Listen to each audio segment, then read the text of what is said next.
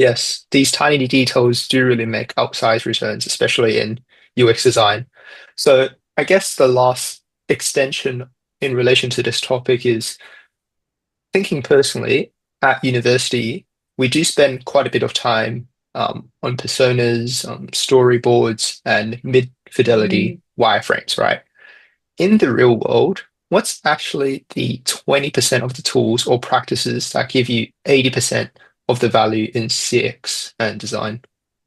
Yeah. I think there's probably two things here. And again, I come back to the people. It's about who is your stakeholder? What are they trying to achieve? And their Yep. customer, what are they trying to improve? And you might be taking it, a really high level macro view where you're sort of looking at a whole journey, or you might be diving right deep into a particular area that is problematic.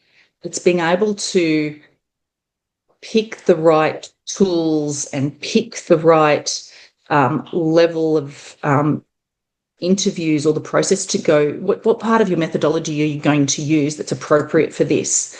Now, somebody needs to tell AI, hey, this is what you're going to do here. You're going to either go deep or you're going high to check out risk. Is there something that people will buy? Is this actually a thing, this great idea that some senior exec had?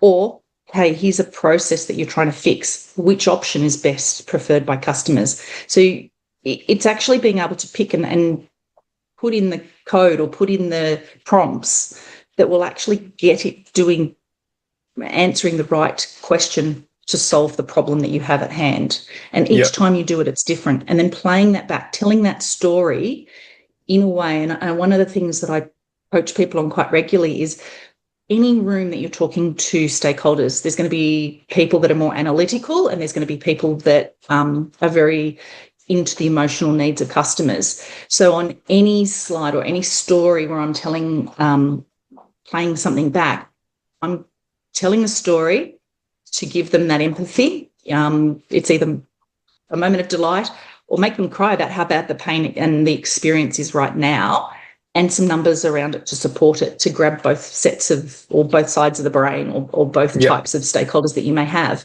But storytelling is really important, and you've got to stitch the things together to be able to tell that story. And I don't think you get that out of reading a transcript or a summary that somebody else has written. It's that human element. Creating that alignment between several stakeholders. Why do we Yep. need to change? What is the most important thing to change? What are we going to prioritize? That comes from the storytelling. That comes from that ongoing component of, hey, here's the initial pain points. Here's the current in the current state. Here's Yep. some global best practice. Here's how we imagine it could go forward.